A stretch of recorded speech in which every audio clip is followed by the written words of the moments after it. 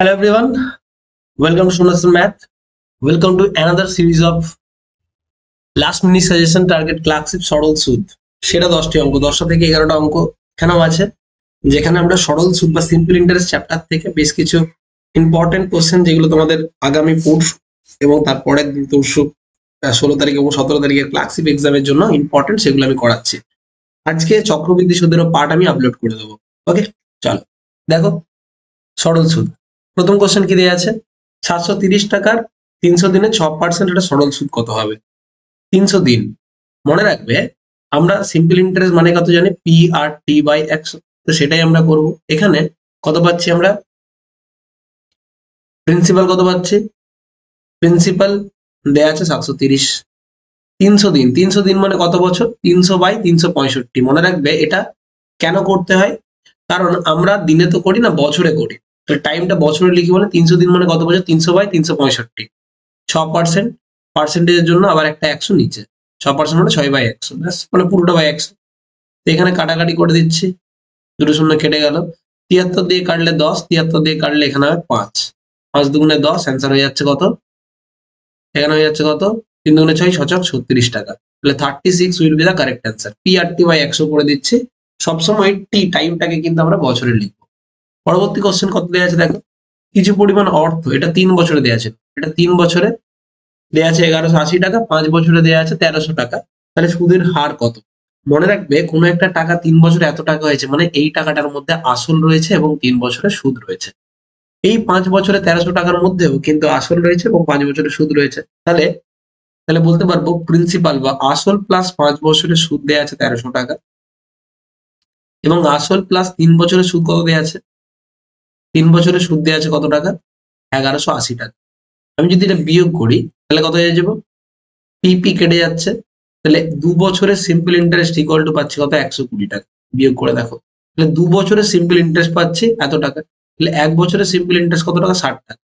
তাহলে আমি যদি 5 বছরের সিম্পল ইন্টারেস্ট বার করে কত টাকা? 300 টাকা। তাহলে দেখবো এই যে 1300 টাকার মধ্যে প্রিন্সিপাল প্লাস 5 বছরের আসলটাও রয়েছে, 5 বছরের সুদটাও রয়েছে।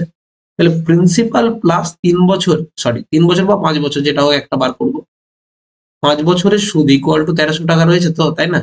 তাহলে 5 বছরের সুদটা আমি যদি বিয়োগ করে দিতাম তাহলে কত পেতাম? 1000 টাকা। তাহলে এই 1000 টাকা হচ্ছে প্রিন্সিপাল। অনেক সময় প্রিন্সিপালে জিজ্ঞেস করতে পারে, তাই না? ব্যাস। তাহলে আমি এখানে সুদের হার চেয়েছে, তাহলে আমি 1000 টাকায় 1 বছরের সুদ কত টাকা পাচ্ছি? 60 টাকা। তাহলে 100 টাকায় 1 বছরে কত টাকা সুদ পাবো? 1000 টাকায় 1 বছরে 60 টাকা, 100 টাকায় কত টাকা? শূন্য শূন্য শূন্য শূন্য শূন্য কেটে দিলাম, অ্যান্সার হচ্ছে 6%। এটাই উত্তর। আশা করি ব্যাপারটা বোঝাতে পারলাম, রাইট? চলো পরেরটা দেখা যাক। বলছে যে মূলধনের বার্ষিক 5% সরল সুদের হারে মাসিক সুদ 1 টাকা, ওকে, তার মূলধনটা নির্ণয় করো। তাহলে এখানে মাসিক কত টাকা সুদ? 1 টাকা সুদ। মাসে 1 টাকা সুদ পাচ্ছি 5% হারে। 5% হারে মাসে যদি মান্থলি যদি সুদ পাচ্ছি, মাসে যদি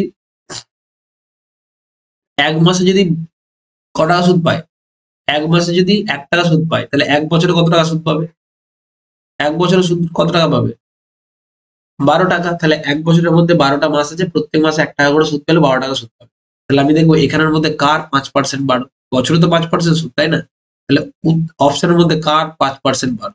এর 5% হচ্ছে এইটা 15, এর 5% হচ্ছে 6 টাকা, এর 5% হচ্ছে 12, এর 5% হচ্ছে 24।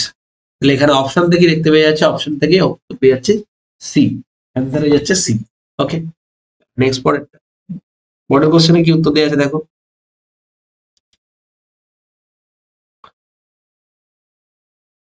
কিছু পরিমাণ অর্থ 8 বছরে একটি নির্দিষ্ট সুদের হারে দ্বিগুণ হয়, কত বছরে অর্থ 3 গুণ হবে? 8 বছরে দ্বিগুণ হয়েছে।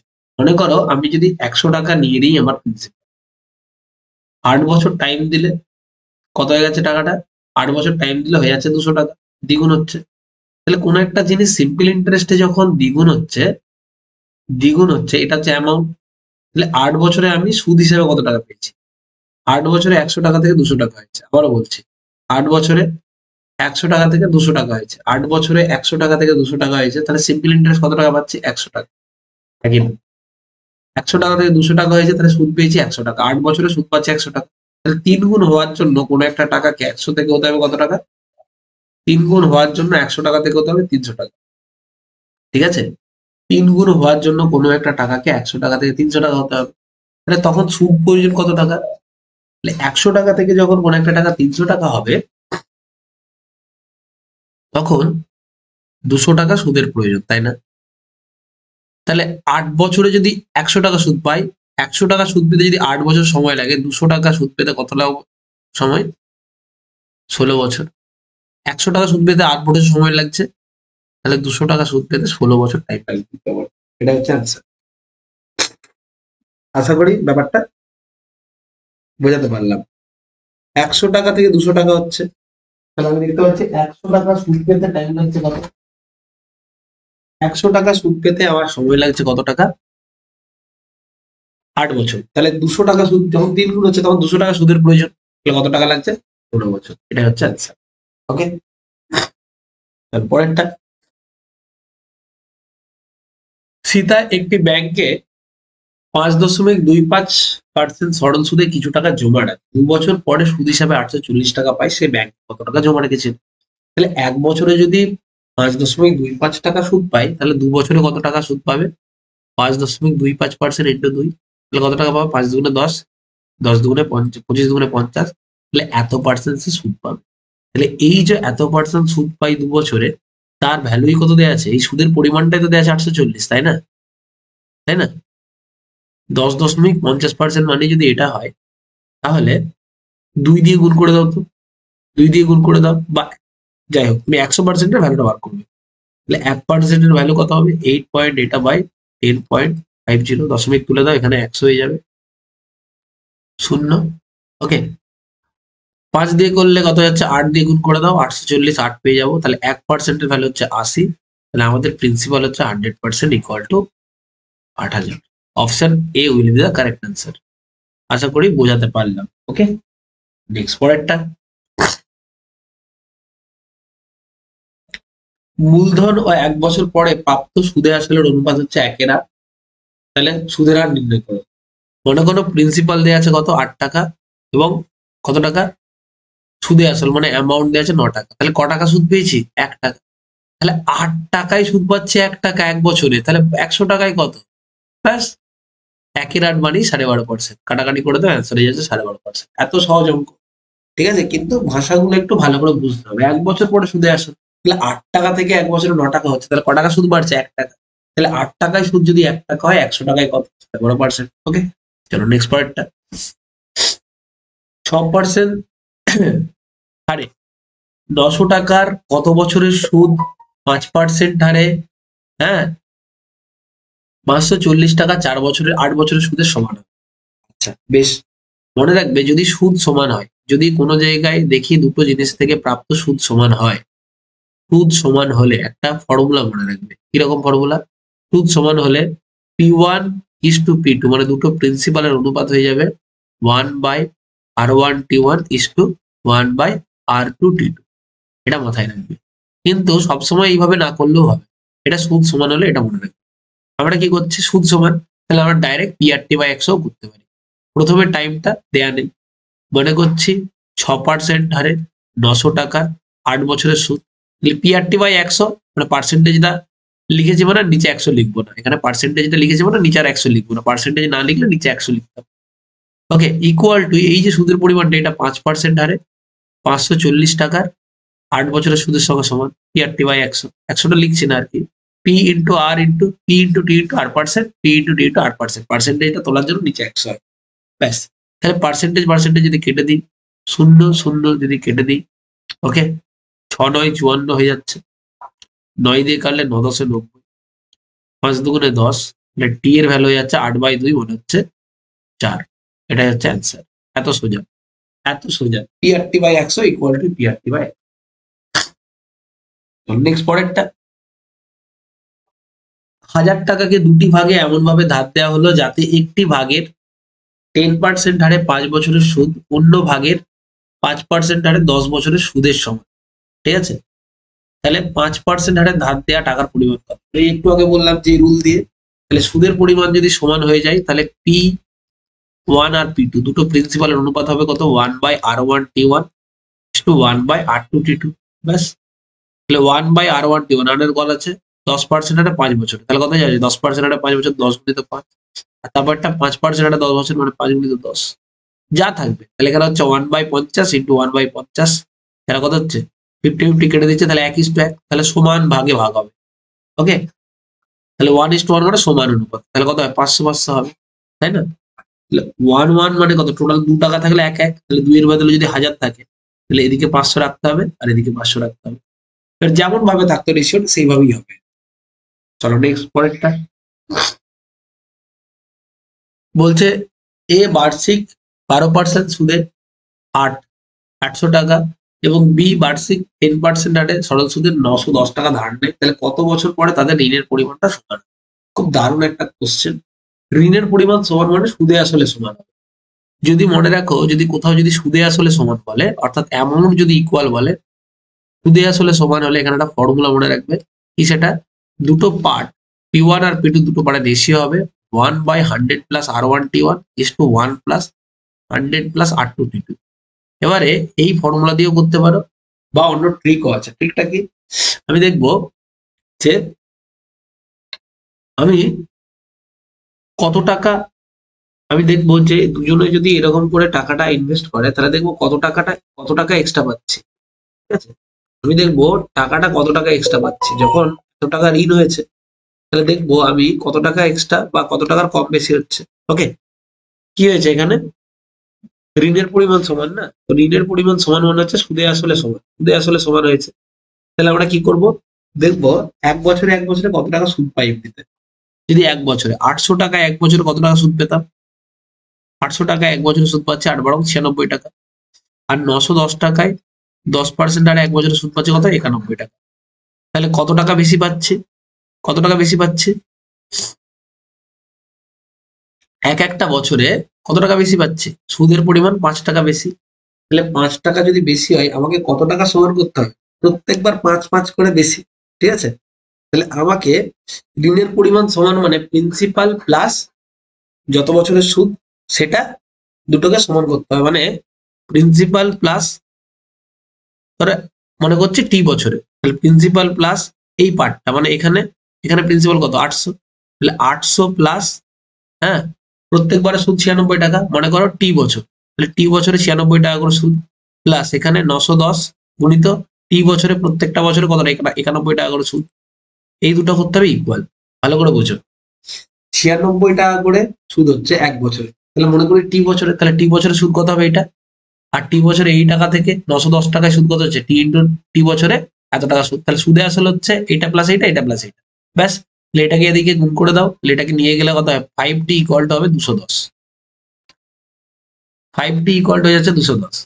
ওকে, তাহলে টি এর ভ্যালু হয়ে যাচ্ছে 210/5, 5 দুগুণে 10,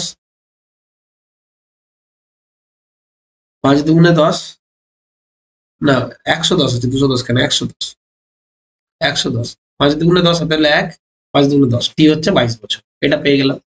এটা এইভাবে না করে এটাও বুঝতে পারতাম যে আমি 5 টাকা করে এক্সট্রা পাই, তাহলে 5 টাকা করে গ্যাপ আছে, আর এমনিতে গ্যাপ কত ছিল 910 মাইনাস 800, তাহলে টোটাল 110 এর গ্যাপ, কতটা গ্যাপ পূরণ হচ্ছে বা কত টাকা সুদ পাচ্ছে বেশি, 5 টাকা করে বেশি, তাহলে 110 টাকা পেতে কত বছর লাগবে, 22 বছর লাগবে। বা এইটা আমি আরো সহজভাবে বুঝিয়ে দিলাম।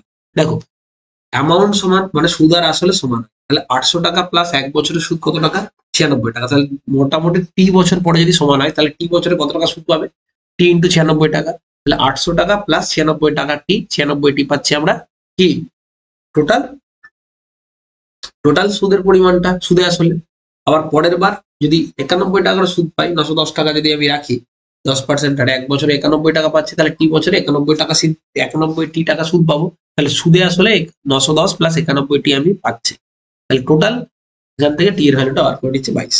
ওকে, দেখো তারপরটা কি বলেছে, এক ব্যক্তি তার মূলধনের 1/3 অংশ 7%, 1/4 অংশ 8% এবং 1/10% বাকিটা 10% হারে যদি বিনিয়োগ করে, তার বার্ষিক আয় যদি 561 টাকায় তার মূলধন কত, দারুণ কোশ্চেন। কি করবো, টোটাল প্রিন্সিপালটাকে ধরে নেবো, এমন একটা ধরে নেবো যেটা 3 দিয়ে এবং 4 দিয়ে কাটাকাটি যায়। তাহলে আমি টোটাল প্রিন্সিপালটাকে ধরে নিচ্ছি 3 আর 4 দিয়ে কাটাকাটি যাচ্ছে মানে 12, 12 না লিখে আমি 1200 টাকা ধরছি। তাহলে প্রথমের পার্টটা কত 1200 টাকার 1/3%, 1200 1/3 করলে কত হয়ে যাবে 400 টাকা, এটা একটা পার্ট। তারপরের পার্ট 1200 টাকার 1/4%, 1200 1/4 মানে কত টাকা? 300 টাকা। তাহলে 400 3 700 হয়ে গেল। তাহলে বাকিটা কত? 500। তাহলে এখানে সুদ কত? এখান থেকে সুদ পাচ্ছি কত?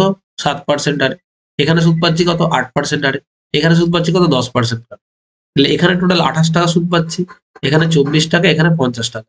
তাহলে এই তিনটে পার্ট থেকে মোট কত ইউনিট সুদ পাচ্ছি গো? 8 4 12 2 হাতে হলে 1, 2 2 4, 9 4 9, 9 4 5 4 9, 9 1 10, 102 ইউনিট সুদ পাচ্ছে, একই না? তাহলে এই 102 ইউনিট সুদের পরিমাণটাই দেওয়া আছে 561। 51 দিয়ে যদি কাটি 2 ইউনিটের ভ্যালু কত হয়ে যাবে? 51 1 51, 51 1 51, 2 ইউনিটের ভ্যালু হচ্ছে 11। তাহলে টোটাল আমাদের কত ইউনিট সুদ? টোটাল কত টাকা প্রিন্সিপাল? কত টাকা প্রিন্সিপাল? 1200, তাই না? টোটাল 1200 টাকা প্রিন্সিপাল, ঠিক আছে? টোটাল 1200 টাকা প্রিন্সিপাল। তাহলে 1200 করার জন্য কত দিয়ে গুণ করতে হবে? 2 কে 600 দিয়ে গুণ করতে হবে। তাহলে এখানেও 600 দিয়ে গুণ করে দাও।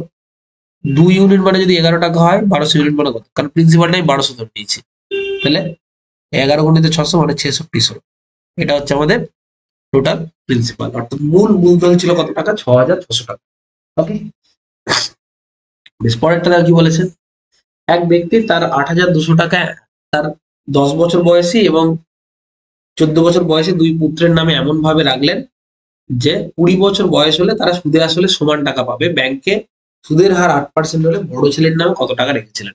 তাহলে যখনই বলছি সুদে আসলে সমান টাকা পাবে, তাহলেই বলবো দুটো পার্ট ইকুয়াল টু, তাদের রেশিও হবে কত? 1/100 plus R1T1 is to 1 plus 100 plus R2T2। ব্যাস এইভাবে হবে। তাহলে 1 plus 100 plus R1T1, 100 plus R1 এর ভ্যালু কত আছে? R1 এর ভ্যালু কত? 8%। কিন্তু যার 10 বছর বয়স 20 বছর হওয়ার জন্য তাই কত বছর ওয়েট করতে হবে? 10 বছর। আর যার 14 বছর বয়স তাকে ওয়েট করতে হবে কত? 6 বছর। তাহলে কোনটা বড় ছেলে? যার 10 বছর বয়স সে হচ্ছে ছোট ছেলে, এটা হচ্ছে ছোট ছেলে, কিন্তু আর এটা হচ্ছে বড় ছেলে। ওকে, বড় ছেলের বয়স 14 বছর, ছোট ছেলের বয়স 10 বছর। তাহলে P1টা হচ্ছে ছোট, P2 হচ্ছে বড়।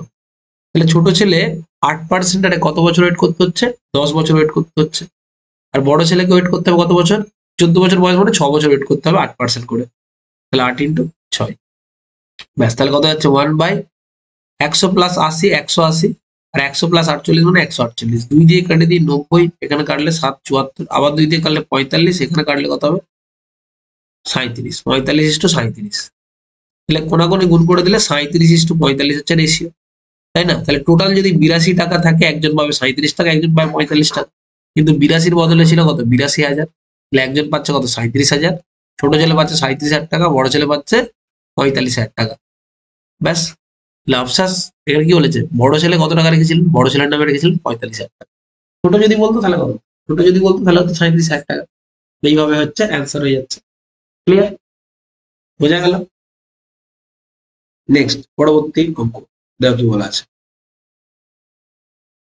হ্যাঁ, তো এখানেই আমরা পুরো সিম্পল ইন্টারেস্টের টপ 10 কোশ্চেন, 10 বা 11 হোয়াট এভার কটা ছিল আমার মনে নেই, তো এগুলো আমরা শেষ করলাম। আশা করি বোঝাতে পেরেছি। আমরা মোটামুটি একটু ফাস্ট করছি, ফাস্ট ফরওয়ার্ড করছি, তার কারণ আমার সময়টা খুব লিমিটেড, সেই জন্য আমাকে একটু ফাস্ট করতে হচ্ছে। আশা করি তোমাদের বুঝতে খুব একটা অসুবিধা হচ্ছে না। যারা যারা আমার ফাউন্ডেশন ক্লাসে বা নতুন ব্যাচে জয়েন করতে চাও, নতুন ব্যাচ শুরু হয়েছে, তারা কিন্তু আমাকে ডেসক্রিপশনে দেয়া ফোন নাম্বার 7001-109 এই নাম্বারে কিন্তু যোগাযোগ করে নিতে পারো। ওকে, 7001-109-458। নতুন ব্যাচ শুরু হয়েছে ফাউন্ডেশন ক্লাস। মান্থলি ফিস একদম নমিনাল মান্থলি ফিস আমি করাই। তো সেখান থেকে এসএসসি রেল প্রত্যেকটা আলাদা আলাদা ব্যাচ আছে, এসএসসি রেল স্টেটের এক্সাম, সেগুলোতে জয়েন করতে। ওকে, আলাদা করে অ্যাডভান্স ম্যাথামেটিক্স এরও আবার ব্যাচ আছে। ওকে, চলো, থ্যাংক ইউ এভরিওয়ান।